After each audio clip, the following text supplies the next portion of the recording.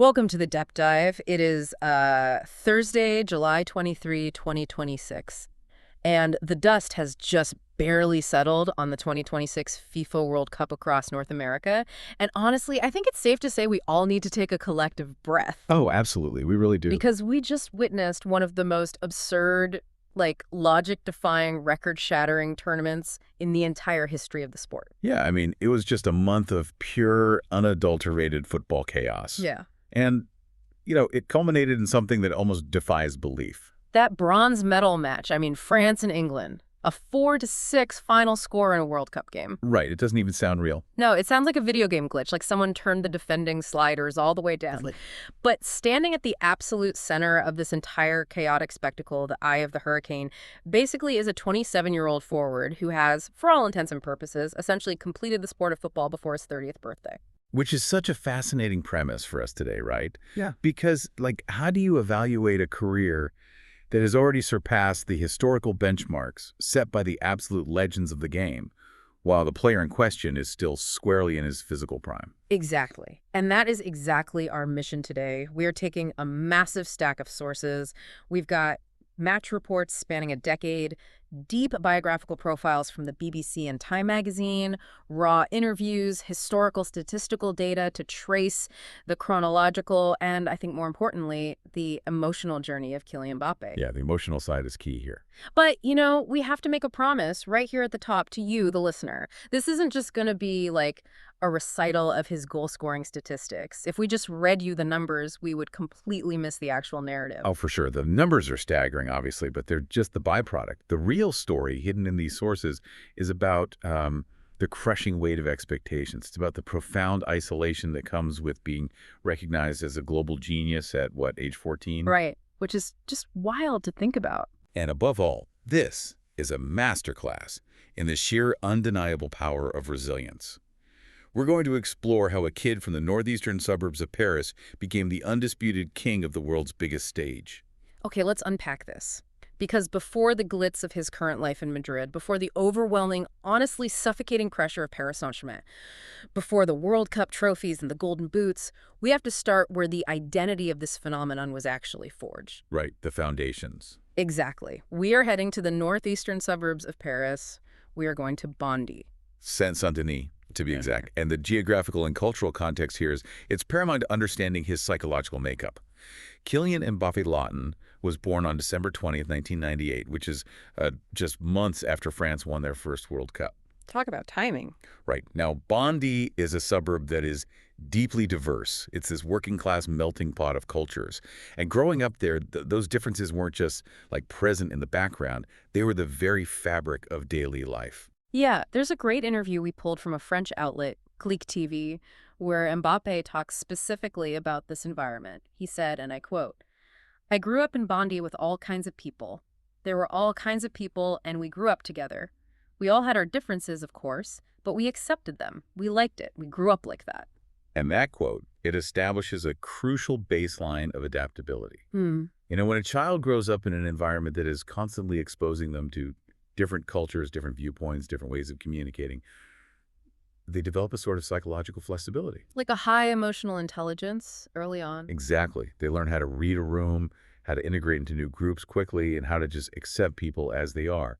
This is a massively undervalued skill in team sports, especially when you consider the dressing rooms he would eventually walk into filled with massive clashing egos. Right, he wasn't going into a vacuum. And then you zoom in from the diverse streets of Bondy into his actual living room.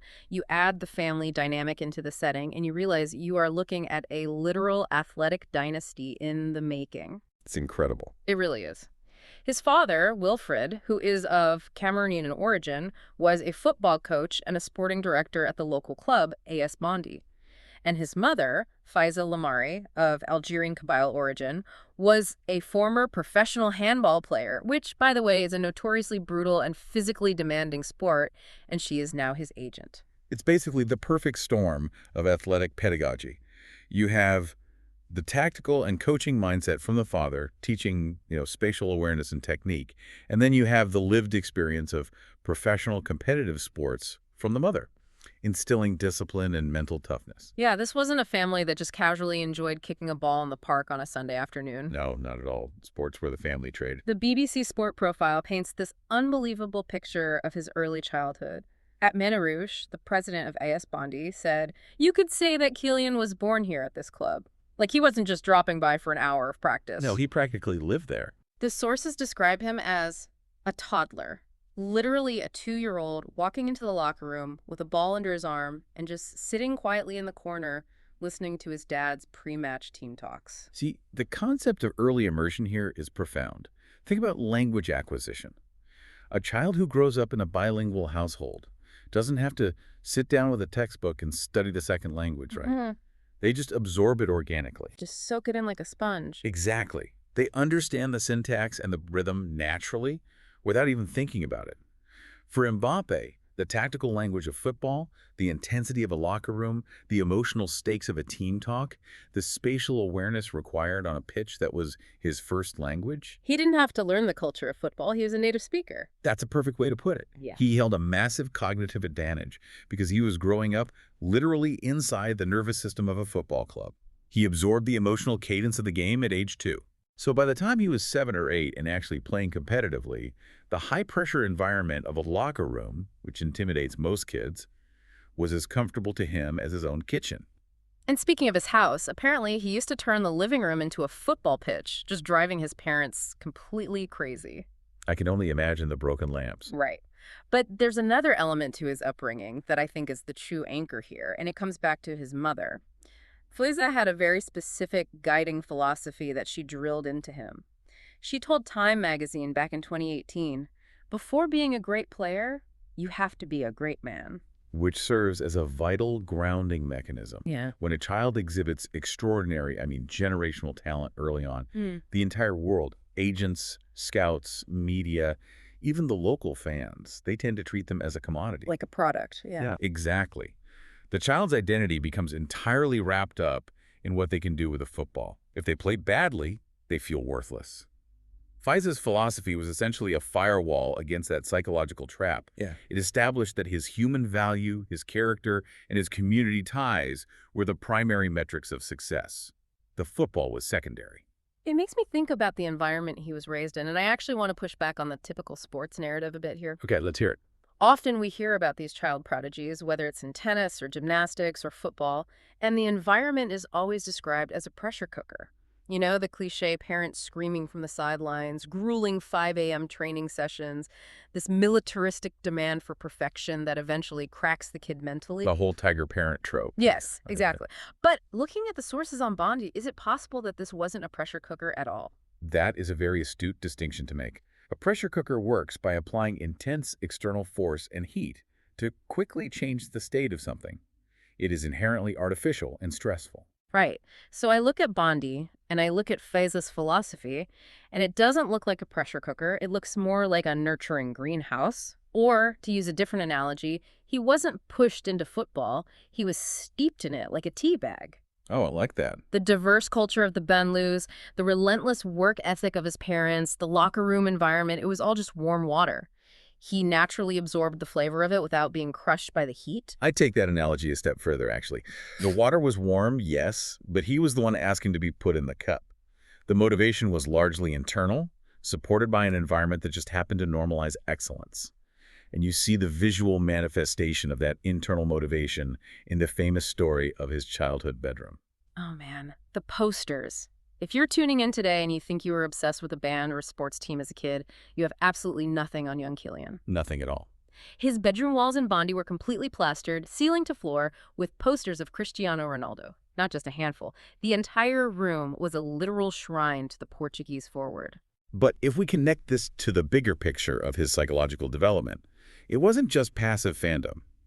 When you look at his eventual trajectory, he wasn't just staring at those posters dreaming of fame. He was visualizing a specific path. He was studying them. Yes, he was studying the posture, the ambition, the sheer ruthless statistical dominance of a player like Ronaldo. Think about your own childhood obsessions for a second. Did you just look at the posters on your wall, or did you study them? Because the sources, and honestly the way he plays the game today, indicate Mbappe was taking furious mental notes. He was internalizing what it meant to be at the absolute pinnacle of the sport. That deeply grounded childhood, that unique mix of the AS Bondy locker room, his mother's insistence on character over talent, and his own visual fixation on Ronaldo's greatness that is the armor he built. And he needed it. Desperately. That is exactly why, when the real pressure started, he didn't crack. Which perfectly sets up his first major career crossroads. Because the world comes knocking very early when you possess that kind of armor and that kind of speed. Very early. The boy who broke Thierry Henry's records. Because of that grounded childhood we just analyzed, when he was 14 years old, he had the biggest clubs in the world practically begging him to join their youth academies. Chelsea brought him over to London. Bayern Munich made a pitch. And, most notably, Real Madrid rolled out the red carpet. Zinedine Zidane himself gave him a tour of the facilities. Real Madrid, the club of his absolute idol, Cristiano Ronaldo. The club he literally had plastered all over his walls. The temptation must have been astronomical for a 14-year-old. But at 14, he didn't just chase the biggest, shiniest logo. He rejected Real Madrid's early advances. He said no to Zidane. Instead, in July 2013, he chose to join AS Monaco's academy down in the south of France. It is a remarkable display of strategic brilliance and maturity, both from him and his family. Choosing Monaco over Madrid at that age shows a profound understanding of long-term player development. How so? Well, you have to understand the culture of Real Madrid. It is a club built on finished products, on Galacticos. They buy the best players in the world. The pressure there for a young teenager trying to break into the first team is just suffocating. They don't really have time to let you figure it out. Exactly.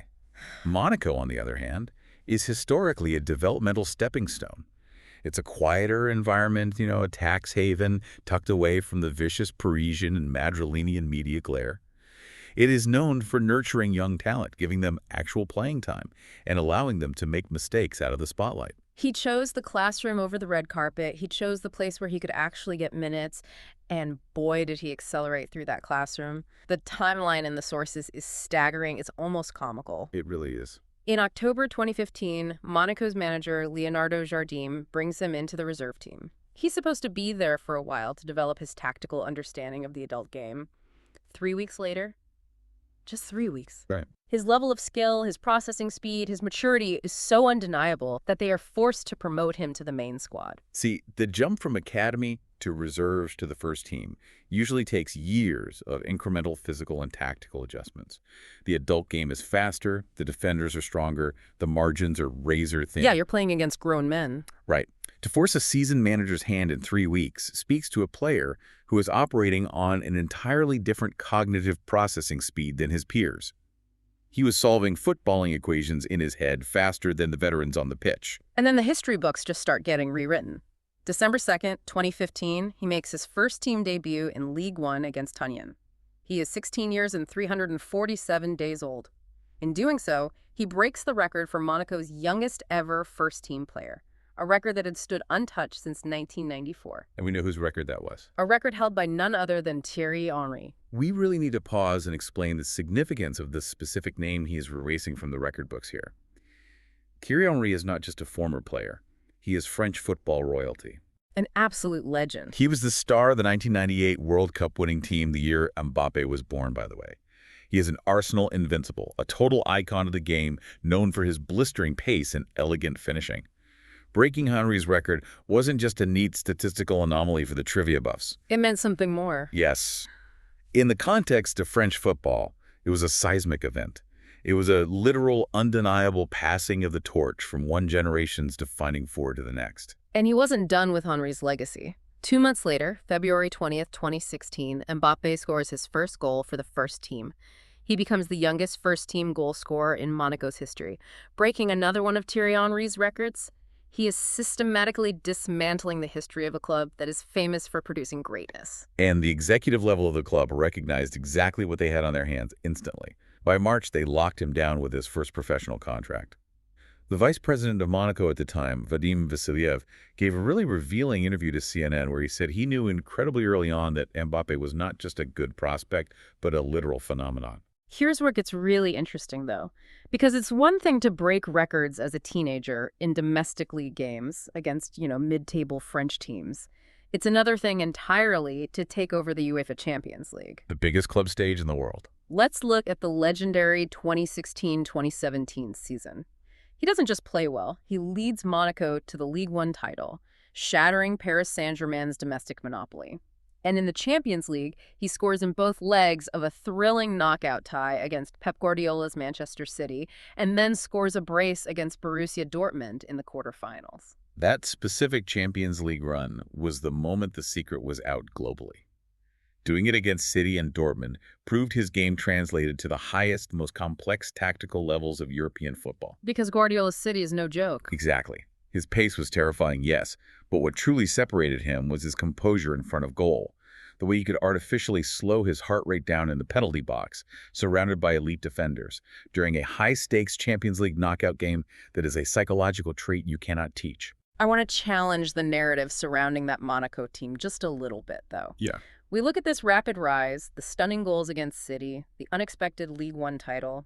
Was his rapid rise just a matter of a highly talented kid landing in the absolute perfect, youthful, counterattacking Monaco system under Leonardo Jardim? Or would this explosion have happened anywhere? This raises a fundamental question about the intersection of innate talent and environmental design. The Monaco system was indeed perfectly tailored to exploit his defining trait, which is vertical speed on the counterattack. Right, they set him up to succeed. Furthermore, Jardim surrounded him with incredibly intelligent, unselfish creators like Bernardo Silva and Fabinho, who knew exactly when and where to play the through ball. However, the sheer clinical nature of his finishing and the fact that he was breaking Henry's records before that 2017 team was even fully built around him suggests that talent was transcendent. So it wasn't just the system. No, the Monaco system accelerated his global arrival, but it didn't manufacture his ability. Let's extrapolate on that alternate timeline for a second then. What if he had gone to Real Madrid at 14? We've seen so many teenage prodigies go to massive clubs too early, get lost in the shuffle of superstar egos, go out on 5 different uninspiring loans, and just sort of fade into obscurity. It happens all the time. Martin Odegaard comes to mind as someone who eventually succeeded, but had a grueling path after joining Madrid at 16. Would the pressure of the Bernabeu have crushed Mbappe before he even got started? It's highly probable his development would have been severely stunted.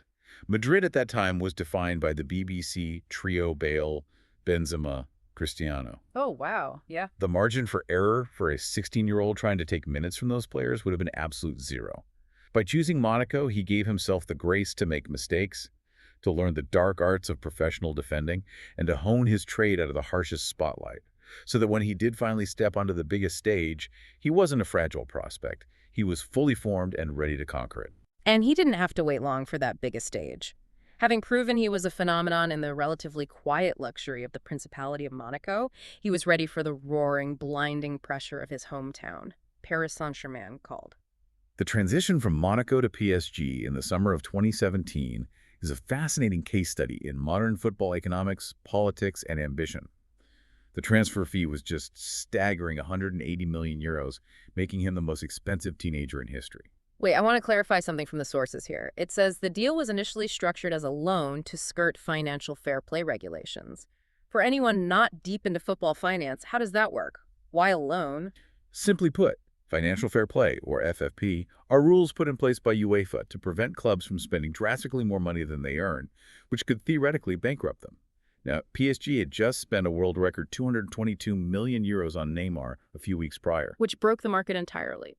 Exactly. If they put another 180 million for Mbappe on the books in the same summer, they would massively violate FFP rules and face severe sanctions like being banned from the Champions League. Yeah.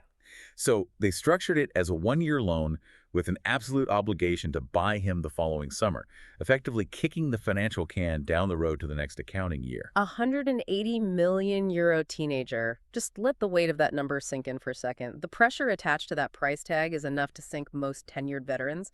But he arrives in Paris, initially wearing number 29, before eventually taking the iconic number 7 shirt, and he just puts his head down and goes to work. And the statistical output during his PSG era is historically significant. He didn't just score goals, he systematically rewrote the club's record books. Yeah. He eventually surpassed Edinson Cavani to become PSG's all-time top scorer. There was that incredible season where he finished as both the top scorer and the top assister in League One in the exact same season, a historic first. He was simultaneously their most lethal finisher and their most generous creator. Just unbelievable production. But despite all the domestic titles, the broken records, and the highlight reels, the PSG era is ultimately defined by a project that, on paper, should have conquered the universe, but in reality, it was a deeply flawed experiment. You're referring to the M&M trio, Yeah. Messi, Neymar, Mbappe. Yes. The front three that was widely expected to be the greatest, most unstoppable attack in the history of the sport. I mean, you look at those three names, it's literally video game stuff. It's fantasy football. But the sources, including an excellent tactical analysis from a BBC football breakdown, point out that it failed spectacularly on the European stage. They never won the Champions League together. And the reason why is fascinating. Because none of the three liked defending or chasing back when the team lost the ball. If we connect this to the bigger picture of team dynamics, the M&M failure is a classic textbook lesson in team building versus talent hoarding. Football, at its highest tactical level in the modern era, requires intense pressing from the front. The forwards are your first line of defense. Right, you can't just wait for the ball to come to you anymore. Exactly. It requires balance. You cannot have three artists on the pitch and no piano carriers. Piano carriers, I love that term. It goes back to Didier Deschamps, actually, who was once famously dubbed the water carrier of the French team by Eric Cantona. It means the players who do the grueling, unglamorous, physical labor tackling, running back, covering space so the creative players can shine. PSG had three lead violinists and no one to build the stage. It sounds exactly like a Hollywood blockbuster that casts three A-list leading men, pays them all $50 million, puts their faces on the billboard, but completely forgets to hire a scriptwriter or a supporting cast. That is a brilliant analogy. It looks absolutely fantastic on a poster, but when you actually sit in the theater and watch the movie, the plot makes absolutely no sense. They're all trying to deliver the climactic monologue at the exact same time. The modern Champions League is won by cohesive units like Bayern Munich or Manchester City that defend with all 11 players. When PSG lost possession against those elite teams, having Messi, Neymar, and Mbappe walking back toward their own half, essentially meant PSG were defending with 8 men against the best, fastest teams in Europe.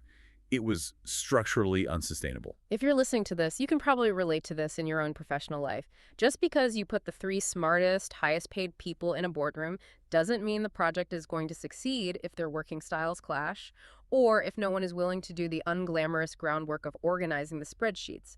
You need balance.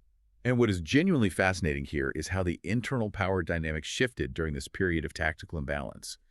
When Mbappe first arrived at PSG, Neymar was the undisputed king of the club.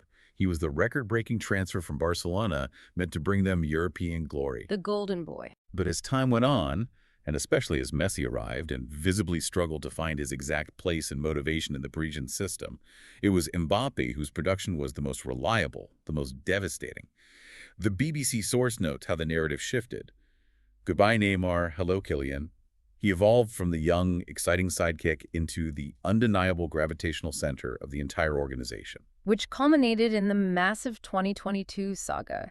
Everyone in the football world expected him to leave for Real Madrid on a free transfer. It was treated as a foregone conclusion. Madrid fans were already buying his jersey. It was essentially a done deal in the media. But PSG, with the backing of their Qatari ownership and the entire weight of the French political establishment sources, confirm even Emmanuel Macron, the president of France, called him to urge him to stay.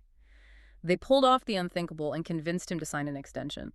The sheer leverage and power he wielded at that moment was unprecedented for a player of his age in the history of sports. But while club football at PSG was politically complex, tactically disjointed with the M&M trio, and constantly swirling with transfer rumors and boardroom drama, the French national team offered him something entirely different. A completely different vibe. It offered a stage for pure, unadulterated, devastating expression. So let's pivot to the international stage. We are looking at the 2018 World Cup in Russia. Manager Didier Deschamps hands a 19-year-old Mbappe the iconic number 10 jersey for France. The jersey worn by Michel Platini, the jersey worn by Zinedine Zidane. Heavy, heavy numbers. And Mbappe doesn't just wear it, he redefines it for a completely new generation. Going into the 2018 tournament, France were among the heavy favorites, having lost the Euro final on home soil in 2016. But Mbappe gave them a dimension they lacked 2 years prior. Sheer, terrifying vertical speed combined with ruthless finishing. He was a cheat code. He became the youngest French player to ever score at a World Cup with his goal against Peru in the group stage. But it was the knockout rounds where the global perception of him permanently shifted from great prospect to global icon. The round of 16 match against Argentina in Kazan, a 4-3 thriller. This is the match that I think fundamentally changed his life. He is up against Lionel Messi, and Mbappe just steals the absolute show. It was electric. He wins a penalty after a 70-yard run that looked like he was shot out of a cannon, clocking speeds that literally rivaled Olympic sprinters, and then he scores two brilliant goals. It was a performance of raw, elemental power. He went from being recognized as a superstar prospect to an undeniable global phenomenon in the span of 90 minutes. He outshone Messi on the biggest stage. It felt like a tectonic shift in the footballing landscape. And he carried that immense momentum all the way to the final against Croatia, Where he scores again, a beautiful strike from outside the box, helping France lift the trophy. And by scoring in that final, he becomes only the second teenager in the history of the sport to score in a World Cup final and win it. The only other teenager to do that. A 17-year-old Pelé in 1958. The gravity of that comparison cannot be overstated. The name Pelé is the heaviest crown in football. It is synonymous with the mythos of the World Cup itself. To have your name placed alongside his at 19 years old is a psychological burden that has historically crushed other promising players. But not him. Yet, Mbappe seemed to wear that crown incredibly lightly. He was named the best young player of the tournament, and as he held the golden trophy in the Moscow rain, it felt entirely natural. He looked like he belonged there. But this raises a massive philosophical question. Think about this for a second. If you achieve your ultimate lifelong dream, winning the World Cup, scoring in the final, being compared to Pelé, and you do it at 19 years old, does that kill your motivation? It's the what now problem. Exactly. How do you wake up the next day, go to a rainy Tuesday morning training session in Paris, and keep working? When you have summited Mount Everest before your 20th birthday, where do you climb next? It is the ultimate test of intrinsic versus extrinsic motivation. If you're only driven by the external reward, the trophy, the accolades, the money, then yes, achieving it at 19 is a motivation killer. We've seen it happen Many times. But if your drive is intrinsic, a relentless, burning pursuit of your own potential, a desire to simply dominate the sport and see how far you can push the human body, then the first summit is just proof of concept for the next one. And the answer to how he handled that motivation came 4 years later, under the desert lights in Qatar. His motivation wasn't dead. It had mutated into a ruthless, almost terrifying obsession. But this time, it would end in a tragedy that would test his resilience like nothing else in his life. The 2022 World Cup and the subsequent Euro 2024. Let's contextualize the 2022 World Cup. France entered the tournament facing the dreaded champions curse. The historical trend, where defending European World Cup champions crash out humiliated in the group stage of the next tournament. Right. It happened to France in 2002, Italy in 2010, Spain in 2014, and Germany in 2018. Mbappe single-handedly broke that curse by scoring twice against Denmark to secure early knockout qualification. His form throughout the tournament was blistering. He was a man possessed. But everything pales in comparison to December 18th, 2022, the World Cup final against Argentina, the rematch with Messi. It is, without hyperbole, one of the most extraordinary tactical, athletic, and emotional narratives in the history of modern sports. Let's really paint the picture of this match. France is down 2-0. There are 10 minutes left in normal time. The French team looks completely dead, exhausted, tactically outplayed. They haven't even registered a shot on target for most of the game. I looked over. Argentina fans are already weeping and celebrating in the stands. And then Mbappe decides he simply refuses to lose. He scores a penalty in the 80th minute to make it 2-1. And then, 97 seconds later, he hits a volley that is just absurd. Let's talk about the biomechanics and the psychology of that volley for a second. The ball drops out of the sky over his shoulder. He doesn't take a touch to settle it. He hits it first time, striking across the ball with perfect technique, driving it past Emi Martinez. Which is so hard to do. The psychological resilience required to execute a technique with that high a degree of difficulty, while the entire weight of a nation and a failing team is on your shoulders, with 8 minutes left in a World Cup final, it is almost impossible to quantify. He dragged a dying team back to life by sheer force of will. It tied the game 2-2. And then, in extra time, when Argentina goes ahead 3-2 and it seems like the dream is finally dead again, he steps up again, wins another penalty, and buries it to make it 3-3. A hat-trick in a World Cup final. Yeah. The first person to do that since Geoff Hurst for England in 1966. And it's worth noting, he then stepped up first for France in the penalty shootout and scored that as well. He beat the goalkeeper 4 times in one game. But despite arguably the greatest individual performance in a losing effort in sports history, France loses the shootout. He wins the Golden Boot with 8 goals for the tournament, but he has to walk past the golden trophy to collect it. That image of him walking past the trophy is haunting. We really need to linger on the emotional whiplash of that final. To give absolutely everything, to elevate your performance to a historically unprecedented level in the most high-pressure environment imaginable, to rescue your team twice when everyone else had given up and still come up short, it is a uniquely devastating type of sporting heartbreak. It tests the very core of a player's spirit. It undeniably cemented his legacy, though. It proved that 2018 wasn't just a matter of being the young, fast kid on a great, well-rounded team. It proved he was the singular force capable of bending a World Cup final to his will, even when all the circumstances, all the momentum, and the tactics were against him. Is the 2022 final the ultimate proof of his greatness? I know that sounds counterintuitive because he technically lost, but sometimes a heroic, tragic defeat tells us more about a person's spirit than an easy, front-running victory. We saw the absolute limit of his refusal to surrender. I agree completely, but the bounce back from a trauma like that is never a straight line. And we saw that non-linear progression at Euro 2024 in Germany. Contrast the sheer heroism of 2022 with the stark vulnerability of 2024. France exits the tournament in the semifinals, losing to a vibrant Spain side. Mbappe's form was visibly hampered by a broken nose he suffered in the opening match, requiring him to wear a restrictive, uncomfortable mask, but he didn't make excuses. He famously declared to ESPN reporters after the exit, "My Euro was a failure." That admission is crucial to understanding him as a professional.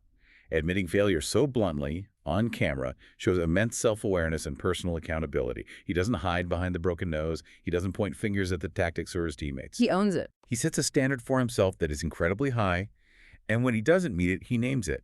It's a very mature, grounded response to a professional low point, and it echoes his mother's teachings from Bondy about taking responsibility. So how do you fix professional low point?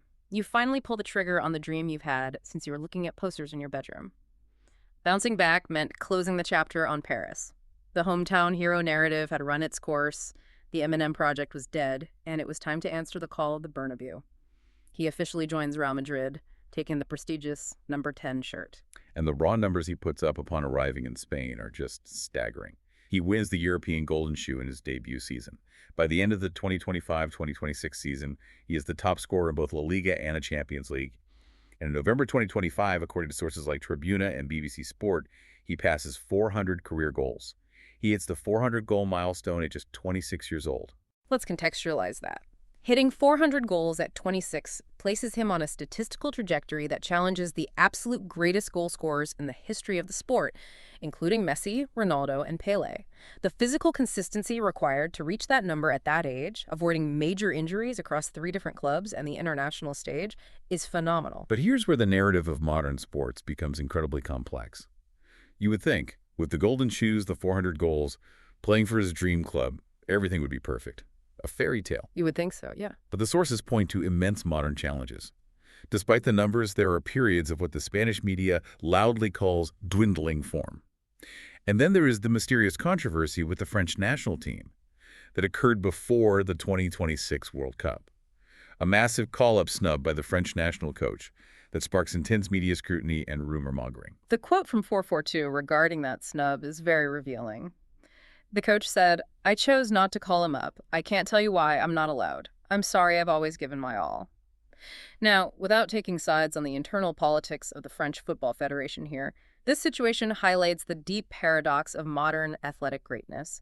You can hit 400 goals, you can win golden shoes, but you are still subject to intense political maneuvering behind the scenes, extreme media scrutiny over a bad month of form, and suffocating standards that demand perfection in every single match. Put yourself in his shoes for a moment. It's like finally getting your absolute dream job, the one you had on your vision board since you were a child, only to realize that the day-to-day reality is a grueling, relentless grind where one bad week makes international news and office politics can still bench you regardless of your output. The fishbowl in Madrid is unlike anywhere else on earth. The pressure never ever stops. And that relentless pressure cooker in Madrid, combined with the lingering disappointment of Euro 2024 and the sting of the national team snub, all of that served as the ultimate combustible rocket fuel for what happened over the last month. Which brings us right up to the present day, July 2026. All the noise, the pressure, the snubs, he channeled every ounce of it into the World Cup in North America. He entered the 2026 World Cup as the undisputed captain of France, having weathered the storm of the snub. During the tournament, he reached his 100th cap for the national team in a group stage match against Iraq, where he scored twice. But that was just the opening act of a statistical avalanche that has left analysts completely speechless. I mean, let's just read the numbers from this past month carefully because they are hard to comprehend. Yeah. He scored 10 goals in the tournament. 10, winning his second consecutive World Cup Golden Boot, making him the first player in history to achieve that back-to-back feat. 10 goals in a single tournament tied him with legendary German striker Gerd Müller for the third most ever in a single World Cup. The records just kept falling like dominoes. He passed Just Fontaine's long-standing French World Cup record of 13 goals. He surpassed Olivier Giroud to become the all-time leading goal scorer for the French national team overall. And then the big one. The record everyone thought was untouchable for another generation. Yeah. He passed Miroslav Klose's record of 16 World Cup goals.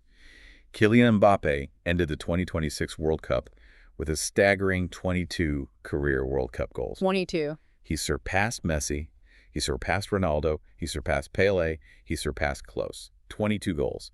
He also equaled Messi's record for non-penalty World Cup goals and became the only player since 1966 to record 10-goal contributions in 2 different World Cups. We have to synthesize the magnitude of 22 World Cup goals by age 27. The World Cup is a uniquely difficult tournament to dominate. It only happens every 4 years. It is highly variance-driven. A bad referee decision, a slight hamstring pull, or a tactical mismatch can end your tournament in 90 minutes.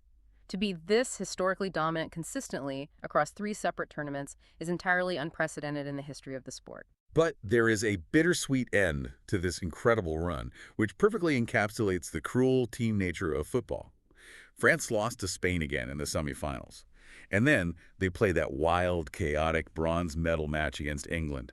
Despite Mbappe's heroics, France lost 4-6 to an England team where Bukayo Saka scored a treble. You can have the greatest individual World Cup performer in history on your squad, scoring 10 goals in a month and still finish 4th. Football is a team game, and the defense simply collapsed.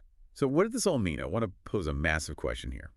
With 22 World Cup goals, shattering records that have stood for decades, has Kylian Mbappé officially surpassed Pelé and Messi as the greatest World Cup player of all time, even if he only has the one trophy from 2018 so far? That is the debate that is going to define the next decade of football journalism. Pelé has 3 trophies, which is the ultimate trump card. But Mbappe's individual statistical dominance, his 22 goals, and his performances in multiple finals and semifinals offer a compelling, almost undeniable counter-argument. He has turned the hardest, most unpredictable tournament in the world into his own personal statistical playground. It's an argument that will rage in pubs, in tactical blogs, and among fans for years. But for all the 400 career goals, the Madrid glamour, and the 22 World Cup goals, I think the truest measure of Mbappe is actually found when the final whistle blows, the cameras pull back, and he takes off his boots. Which brings us back to where we started. Despite the global fame, his philanthropic focus remains deeply tied to his origins in Saint-Saint-Denis. He is focused on creating spaces and foundations for underprivileged children. In that same Clique TV interview we discussed earlier, he talked about his charity work, saying his goal is to create spaces where we allow kids to dream and don't tell them what they have to be. He reiterated his immense pride in his roots, saying, "I grew up in Bondy. We grew up together. I was Kylian." If we connect this back to his mother's quote from the very beginning of our deep dive, "Before being a great player, you have to be a great man." His charity work is a direct manifestation of that philosophy in action. It is a reflection of his Bondy upbringing. He is using his immense resources and his global platform to protect the dreams of diverse, underprivileged kids, ensuring they have the same supportive, nurturing greenhouse environment that allowed him to thrive. It's almost as if, by building these foundations, he's actively trying to build hundreds of new Bondy bedrooms for kids, giving them the space to hang up his poster and allowing them to dream the way he dreamed of Ronaldo all those years ago. He is building the infrastructure for the next generation's imagination. It is a remarkable full-circle moment for a player who is still so young. He understands the profound power of his own mythos and is actively channeling it to create tangible, real-world opportunities for others. Let's summarize this incredible arc. We started with a toddler, sitting quietly in the AS Bondy locker room, absorbing the tactical language of the game before he can even read. We watched 14-year-olds show the maturity to choose Monaco over Madrid, systematically erasing Thierry Henry's name from the record books. We analyzed the turbulent PSG era, the tactical failures of the M&M experiment, and the immense political pressure he navigated to eventually secure his dream move to Real Madrid. And we tracked his astonishing World Cup journey. The teenage conqueror in 2018 who matched Pelé, the tragic hat-trick scoring hero of the 2022 final in Qatar who refused to surrender, and finally, the record-shattering captain of 2026, sitting alone on a mountain of 22 World Cup goals. The through line connecting all of this is undeniable resilience. Surviving the pressure cooker, the Euro 2024 failure, the intense media scrutiny of Madrid, the national team politics, and emerging as a statistical and cultural titan. His career is a testament to what happens when generational physical talent is paired with an unbreakable psychological foundation.